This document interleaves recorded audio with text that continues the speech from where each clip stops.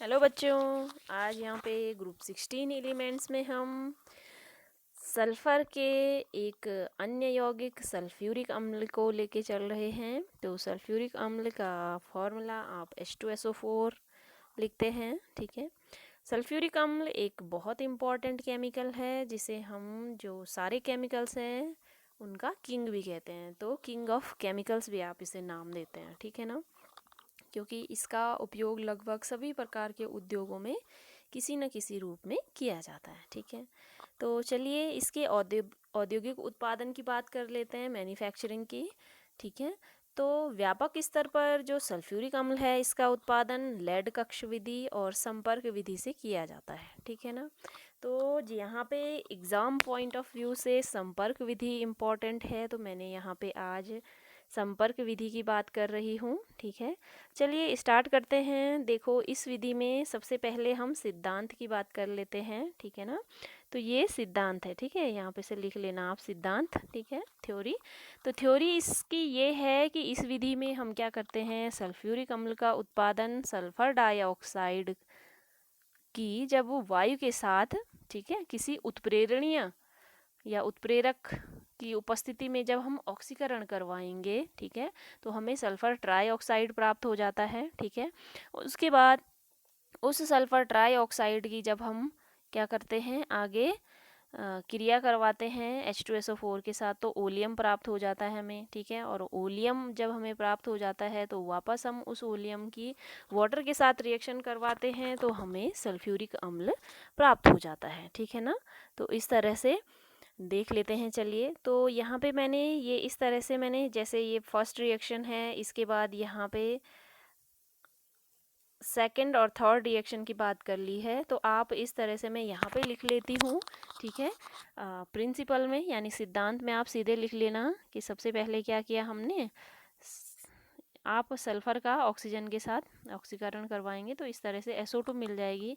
इसके अलावा आप यहाँ पे आयरन पायरेटीज़ भी ले सकते हैं। ये आयरन पायरेटीज़ है, इसकी जो इंट्रो है मैंने पीछे करवा दिया आपको, तो 11O2 आप ले लेते हैं। ठीक है, तो इस तरह से आपको आयरन ऑक्साइड यानी 2Fe2O3 प्लस 8SO2 मिल जाता है। ठीक है, और हमें SO2 ही चाहिए होता है। ठीक है, तब आगे तो ये फर्स्ट रिएक्शन हो गई, ये सेकंड रिएक्शन हो गई।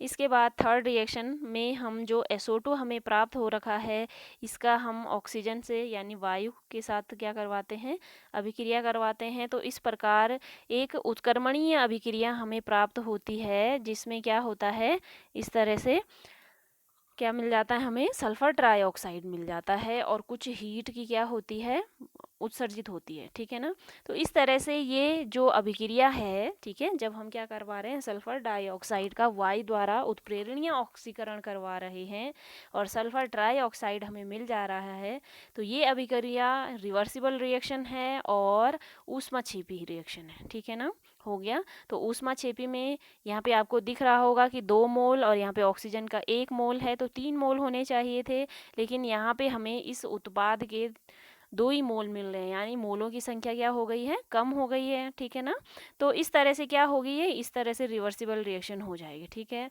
तो रिवर्सिबल रिएक्शन के लिए या जो भी उत्क्रमणीय अभिक्रियाएं होती हैं, मैंने आपको 11 में लासा तेलिए का नियम पढ़ाया था।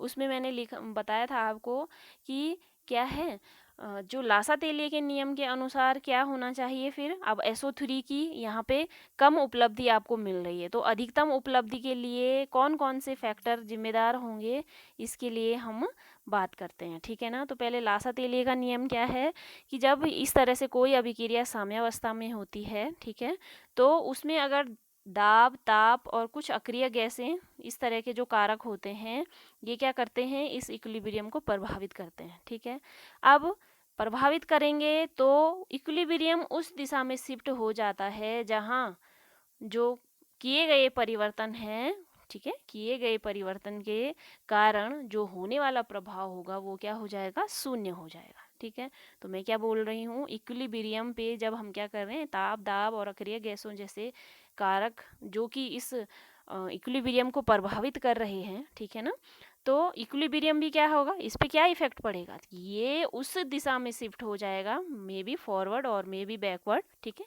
तो इसीलिए ये उत्क्रमणीय है या इक्विलिब्रियम में है, क्योंकि ये किसी भी साइड शिफ्ट हो सकता है, ठीक है ना, क्योंकि टेम्परेचर, प्रेशर और जो भी है, ऑक्सीजन की अधिकता है या उत्प्रेरक गैसें हैं, उत्प्रेरक हैं या फिर अक्रिय गैसें हैं, इस तरह के जो भी कारक इस इक्विलिब्रियम को इफेक्ट कर रहे होंगे, ठीक है। तो इन इफेक्ट के कारण इक्विलिब्रियम उस दिशा में शिफ्ट होगा जहाँ जो परिवर्तन आए हैं, ठीक है, यानी जो भी ताप बढ़ा है या जो भी दाब कम हुआ है या जो भी दाब बढ़ा है ताप कम हुआ है, ठीक है ना, तो उन परिवर्तनों के कारण क्या हो, जहाँ कम से कम प्रभाव पड़े साम्यावस्था पर, उस दिशा में साम्यावस्था क्या हो जाती है, शिफ्ट हो जाती है, ठीक है ना।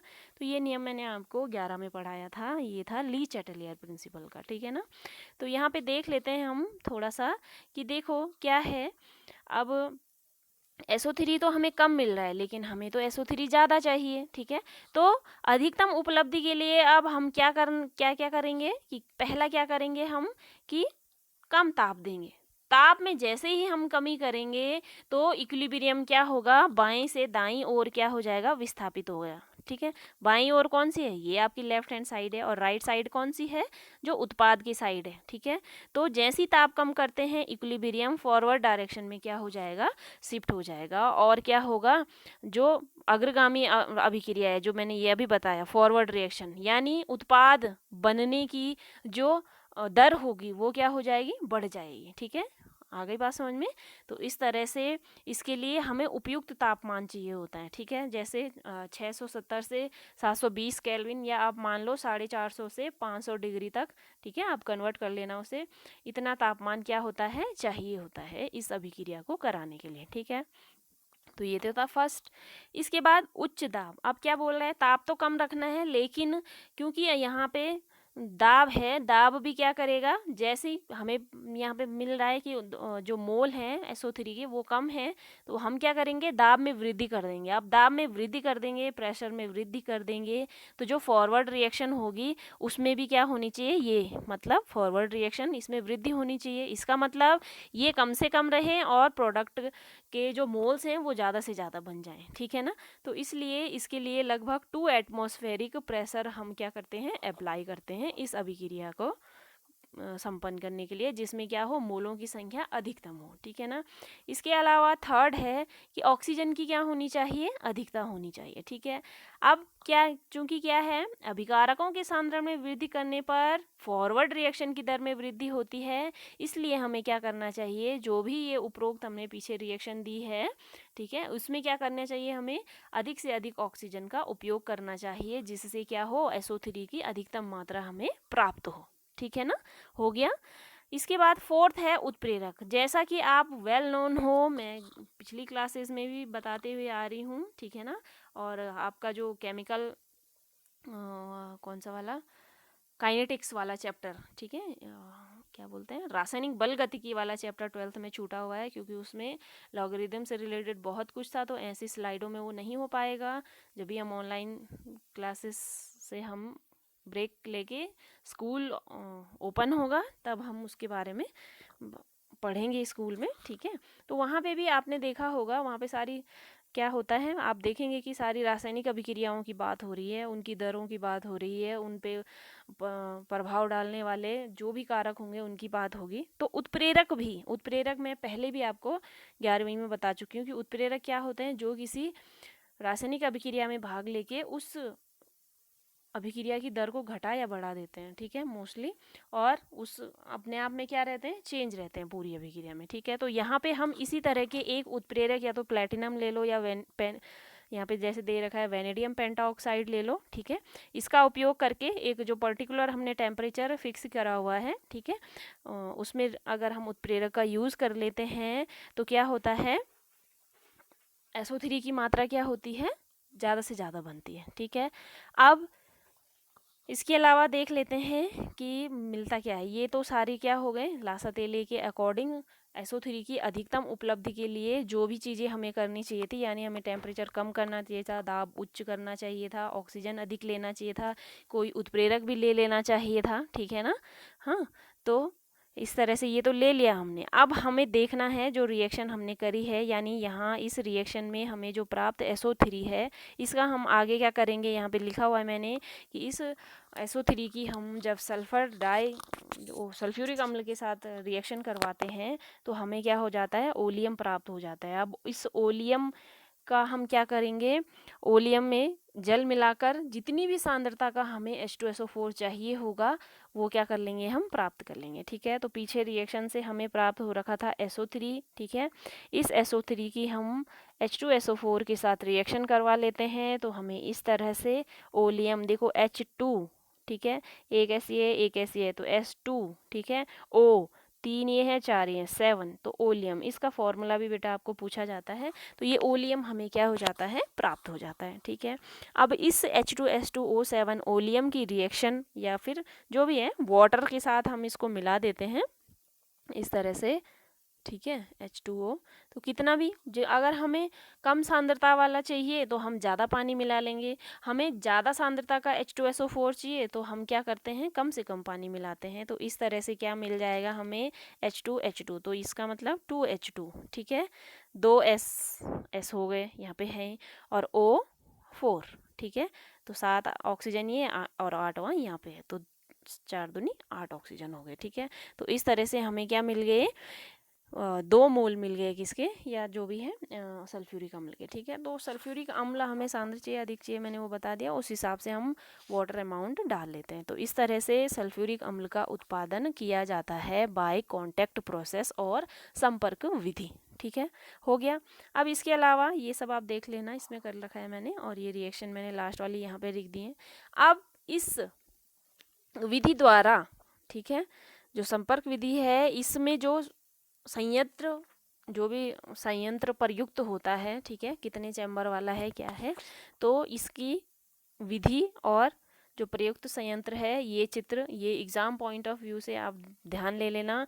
5 नंबर का क्वेश्चन बहुत इंपॉर्टेंट है ये पूरा ही आज का लेक्चर। ठीक है ना, तो आप इसको कर लीजिए। ठीक है, तो चलिए स्टार्ट करते हैं। इसमें देखते हैं आप क्या है, कौन सा संयंत्र प्रयुक्त हुआ है और किन किन विधियों द्वारा हमें यहाँ पे ओलियम प्राप्त हो रहा है। ठीक है ना, ओलियम ही चाहिए हमें, वाटर तो हम जब ओलियम प्राप्त हो जाएगा, वाटर हम वैसे भी बीकर में घोल के कर सकते हैं। ठीक है, तो चलिए देख लेते हैं इसमें कितने कंटेनर्स यहाँ पे लगे हुए हैं। तो सबसे पहले है सल्फर बर्नर। ठीक है ना, सल्फर बर्नर में क्या होता है, जो सल्फर बर्नर है इसमें हम सल्फर को, यहाँ पे देखो एयर है, यहाँ पे सल्फर है। ठीक है, तो ये जो यहाँ पे आपको काफ़ी साफ नहीं दिख रहा है, आप बुक से कर लेना इसको। ठीक है, इस तरह से यहाँ पे देखो ये छोटे छोटे चैम्बर बने हुए हैं, इन पे क्या है, हमने सल्फर को रखा हुआ है। ठीक है, और इधर से हम क्या करवा रहे हैं, वायु प्रवाहित करवा रहे हैं और कुछ टेम्परेचर हम इसको देते हैं। तो इस तरह से जो फर्स्ट वाली रिएक्शन है S+O2 यानी सल्फर की, हम वायु के साथ अभिक्रिया करा के क्या प्राप्त कर लेते हैं, यहाँ पे SO2 प्राप्त कर लेते हैं। अब जो यहाँ पे SO2 हमें मिली है, हम क्योंकि यहाँ पे क्या कर रहे हैं, बार बार O2 जा ही रही है, एयर मतलब जा ही रही है, तो ये क्या रहता है, जो मिश्रण है सल्फर डाइऑक्साइड का और इस वायु का, ये क्या रहता है, अशुद्ध रहता है। ठीक है ना, तो इस अशुद्ध जो भी मिश्रण है, इसको हम यहाँ पे देखो, ये डस्ट प्रेसिपिटेटर है। ठीक है ना, तो इसको आप धूल अवक्षेपक भी कहते हो। ठीक है ना, तो यहाँ क्या करते हैं हम, धूल अवक्षेपक, नाम से पता चल रहा है, धूल अवक्षेपक क्या करेगा, जो भी धूल के कण होंगे यहाँ पे एयर से आए होंगे, ठीक है, या फिर जो भी सल्फर होगा, या हम आयरन पायरेटीज भी ले सकते हैं यहाँ पे सल्फर की जगह, तो उसमें क्या होंगे, कुछ धूल के कण भी होंगे, तो वो धूल के कण इस डस्ट प्रेसिपिटेटर द्वारा, धूल अवक्षेपित द्वारा अवक्षेपित कर लिए जाएंगे। ठीक है ना, और जो वापस SO2 और O2 का मिश्रण होगा वो यहाँ क्या हो जाएगा, आगे किस वाले में, वॉशिंग एंड कूलिंग टावर में, इसको आप हिंदी में धावन तथा शीतलन टावर भी कहते हो। इस टावर में क्या हो जाता है, वो गैसीय मिश्रण चला जाता है जो धूल रहित है। अब ठीक है, अब इस टावर में धूल रहित जो गैसीय मिश्रण गया, हम यहाँ ऊपर से, ठीक है ना, ऊपरी भाग से हम क्या कर रहे हैं, वाटर का स्प्रे कर रहे हैं। ठीक है, वाटर डाल रहे हैं। ठीक है, वाटर डाल रहे हैं धोने के लिए उसे। ठीक है, अब वाटर धोने के लिए डाल रहे हैं, तो सल्फर डाइऑक्साइड और O2 का जो मिश्रण है, ये तो गैसीय मिश्रण है, तो यहाँ पे क्या होगा, जैसे ही वॉश हो जाएगा, तो जो इन दोनों का मिश्रण होगा, सल्फर डाइऑक्साइड और O2 का, वो तो यहाँ से गैसीय माध्यम से इस नली द्वारा क्या हो जाएगा, आगे वाले चैम्बर जो ड्राइंग टावर है उसमें पहुँच जाएगा। बाकी का जो जो भी यहाँ पे क्या होगा, विलेय अशुद्धियाँ जो भी रही होंगी जल में, ठीक है, वो क्या होंगी, यहाँ वेस्ट वाटर के थ्रू नीचे आ जाएंगी, ठीक है ना। तो इस तरह से क्या होता है इस वॉशिंग एंड कूलिंग टावर में, एक तो ये हो गया कि जो सल्फर डाइऑक्साइड है और ऑक्सीजन है मिली हुई साथ में, इस तरह से वो क्या हो जाती है, ड्राई हो जाती है। ड्राई मतलब उसका ताप भी क्या हो जाता है, कम हो जाता है, और जल में विलेय जो अशुद्धियाँ होती हैं वो भी क्या हो जाती हैं, दूर हो जाती हैं, ठीक है। तो इस तरह से अब इसके बाद ड्राइंग टावर है सेकंड वाले में। ड्राइंग टावर, यहाँ से जो SO2 और O2 का मिश्रण था उसका ताप कम था, अब यहाँ ड्राइंग टावर में जाएगा। तो यहाँ पे क्या होगा, ड्राइंग टावर, आप इसको शुष्कीकरण टावर भी को बोल सकते हो। इस टावर में जो गैसीय मिश्रण होगा इस पे हम क्या करेंगे, यहाँ पे ऊपर से देखो, ऊपरी भाग से कंसनट्रेटेड H2SO4 की फुहार द्वारा इसको ड्राई करेंगे, ठीक है।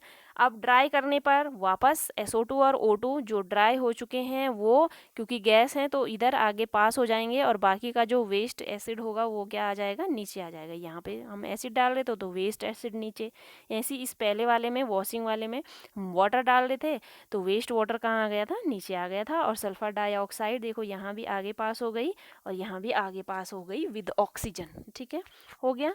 अब इसके बाद क्या है, नेक्स्ट ये आगे फॉरवर्ड होती है तो यहाँ पे आर्सेनिक शुद्धिकारक लगा हुआ होता है, ठीक है ना।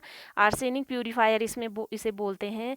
इसमें जो ये ब्लैक ब्लैक कलर का आपको दिख रहा है, इसमें जिलेटिनस फेरिक ऑक्साइड भरा होता है, जो इस गैसीय मिश्रण में उपस्थित जो भी आर्सेनिक ऑक्साइड की अशुद्धियाँ होती हैं इनको क्या कर लेता है, अशुद्ध वो क्या कर लेता है, अवशोषित कर लेता है, ठीक है ना, हो गया। तो आर्सेनिक की जो भी अशुद्धियाँ होंगी आर्सेनिक ऑक्साइड ही, उनको क्या कर लेगा ये क्या कर लेगा, अवशोषित कर लेगा, ठीक है।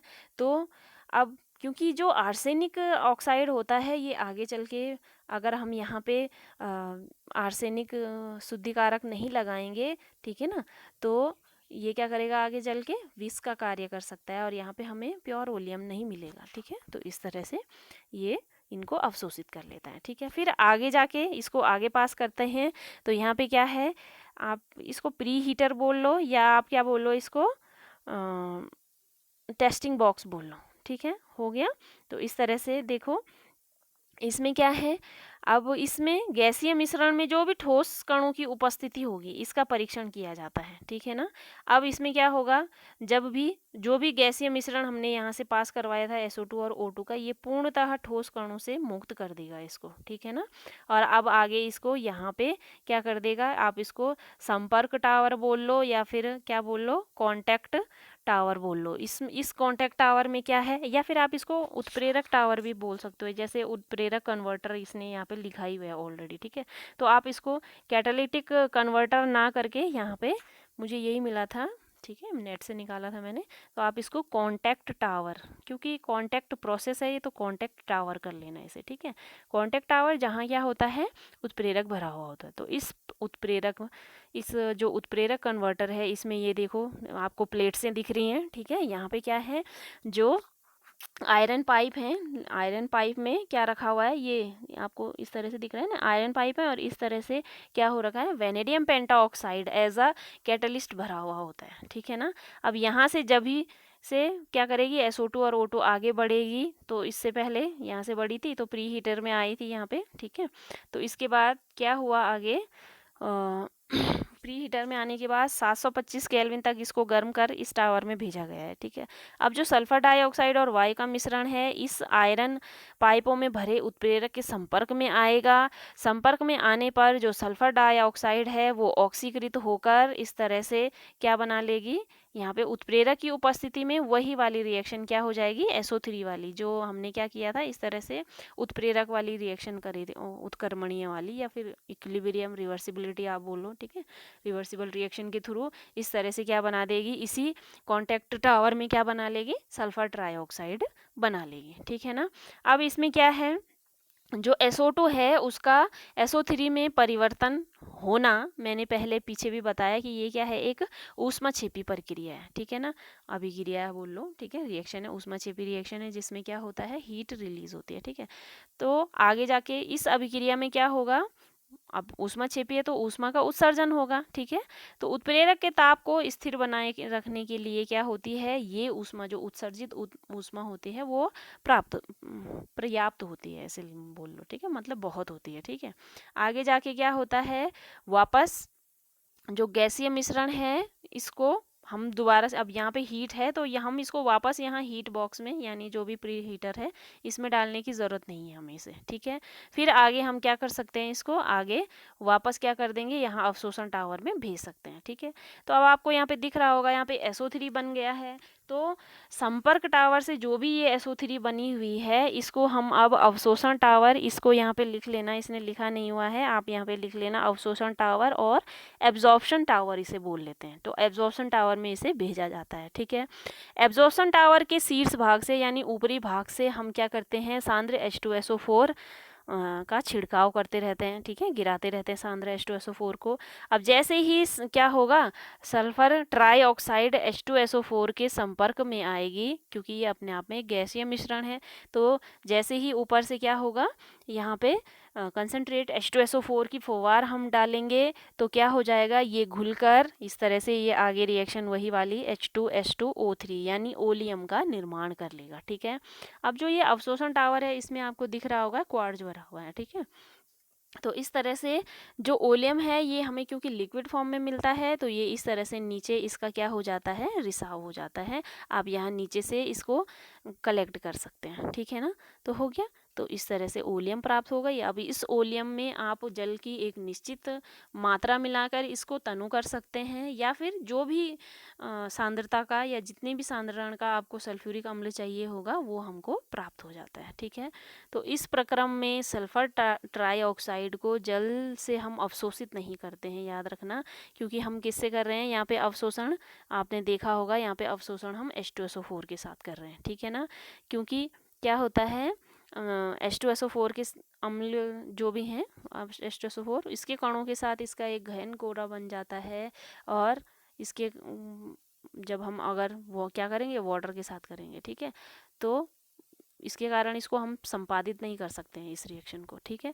तो इसलिए क्या करते हैं, हम SO3 को H2SO4 अम्ल के साथ विलय करके ही ओलियम प्राप्त करते हैं, ठीक है ना। हो गया, वाटर के साथ ये क्या कर देगा, मतलब बहुत फ्यूमिंग टाइप का हो जाता है, ठीक है ना, सल्फर ट्राईऑक्साइड को जल से अगर हम अवशोषित करेंगे। इसलिए हमने जैसे यहाँ पे देखो वाटर स्प्रे था ना, तो यहाँ पे हमने वाटर नहीं लिया है, क्या लिया है, H2SO4 बन गया, ठीक है ना। वो फ्यूम किसकी बनेंगी, जैसे हम SO3 करेंगे और वाटर के साथ मिलाएंगे तो ये क्या बना लेगा, वापस से H2SO4 बना लेगा, ठीक है। तो ये तो यही H2SO4 बना लेगा, तो ये फ्यूम्स बन जाएंगी बहुत सारी, ठीक। तो आपको क्या होगा, यहाँ कम प्राप्त होगा, जो भी ओलियम बनना होगा या H2SO4 बने वो कम बनेगा, ठीक है। तो हम इसलिए क्या करते हैं, कंसनट्रेटेड H2SO4 के साथ ही इस अवशोषण टावर में SO3 को पास करवाते हैं ताकि हमें ओलियम प्राप्त हो सके, ठीक है। तो इस तरह से ये बेटा जो डायग्राम भी है, ठीक है, ये और जो ये रिएक्शन है, ठीक है, पीछे देख लेना आप, जो मैंने करवाई भी थी वैसे भी, और स्टेप वाइज रिएक्शन कर लेना, ठीक है, कि पहले सल्फर की या फिर आयरन पायरेटिस की क्या करवाते हैं, ऑक्सीकरण करवाते हैं और सल्फर डाइऑक्साइड हम प्राप्त कर लेते हैं। सल्फर डाइऑक्साइड प्राप्त करने के बाद उसका भी ऑक्सीकरण करवाएंगे ऑक्सीजन से या वायु से रिएक्शन करवाएंगे तो हमें क्या मिल जाता है, सल्फर ट्राईऑक्साइड मिल जाता है। अब इस सल्फर ट्राईऑक्साइड का, जैसे कि आपने यहाँ अवशोषण टावर में देखा था कि हम H2SO4 के साथ रिएक्शन करवाएं तो ओलियम प्राप्त होता है, और इस ओलियम की हम वाटर के साथ जितना भी हमें सांद्रता वाला H2SO4 चाहिए होगा वो प्राप्त हो जाता है अभिक्रिया कराने के बाद, ठीक है ना। हो गया, तो इस तरह से ये रिएक्शन है, देखो सल्फर ज्वालक में ये वाली रिएक्शन, इसके अलावा आप सल्फ़र नहीं ले रहे हो डायरेक्ट तो आप आयरन पायरेटाइज ले सकते हो, ठीक है। अब जो शुद्धिकरण इकाई है इसमें ये पूरे भाग थे, देखो जो धूल अपक्षेपक था, जो डस्ट प्रेसिपिटेटर हम बोल रहे थे, जहाँ पे हम बोल रहे थे कि वॉशिंग एंड कूलिंग टावर है, उसको मैंने यहाँ पे लिख लिया धावन एंड शीतलन टावर, ठीक है। इसके अलावा जो शुष्कीकरण टावर था, ठीक है ना, इसको आपने क्या बोला था, ड्राइंग टावर बोला था, ठीक है, तो ड्राइंग टावर है। इसके बाद आर्सेनिक टावर था, या आर्सेनिक टावर नहीं, प्यूरीफायर प्योरीफायर, ठीक है, तो आर्सेनिक शुद्धिकारक बोल रखा है। फिर इसके बाद परीक्षण बॉक्स है, टेस्टिंग बॉक्स था, ठीक है, प्री हीटर्स था, तो ये है। और लास्ट में संपर्क टावर और अवशोषण टावर। संपर्क टावर में क्या बनता है, मैंने थोड़ा थोड़ा ऐसे लिखा दिया है इस पर कि क्या हो रहा है। देखो संपर्क टावर में जो वेनेडियम है, वेनेडियम पेंटाऑक्साइड वो रहता है, और जो अवशोषण टावर है उसमें क्या बन जाती है, ओहलियम बन जाती है। तो ऐसे भी कर सकते हो आप, ठीक है। 5 नंबर के क्वेश्चन में इतना बहुत है, ठीक है। तो ये 5 नंबर का कंप्लीट क्वेश्चन है आपका। आप इसको थोड़ा बहुत, इसको भी आप क्या कर सकते हो, छोटा कर सकते हो, ठीक है। कि मतलब ऑक्सीजन की अधिकता लिख लिया, गणितीय फॉर्म में लिख लेना कि ऑक्सीजन की अधिकता होगी तो SO3 भी क्या होगी, अधिक प्राप्त होती, ठीक है, ऐसे। फिर मोलों की संख्या कम है तो उच्च दाब करेंगे तो क्या हो जाएगी, फॉरवर्ड रिएक्शन हो जाएगी, तो अभिक्रिया की दर में वृद्धि हो जाएगी, इस तरह से, ठीक है ना। तो इस तरह से बेटा ये 5 नंबर का क्वेश्चन है, इसको आप लोग ज़रूर करिए, ठीक है ना, और अभी से याद कर लीजिए। चलिए, बाकी इस वीडियो से रिलेटेड जो लिंक होगा मैं आपको डिस्क्रिप्शन बॉक्स में प्रोवाइड करवा दूँगी और पर्सनली सेंड कर दूँगी, आप पढ़ते रहिए, ठीक है। Thank you.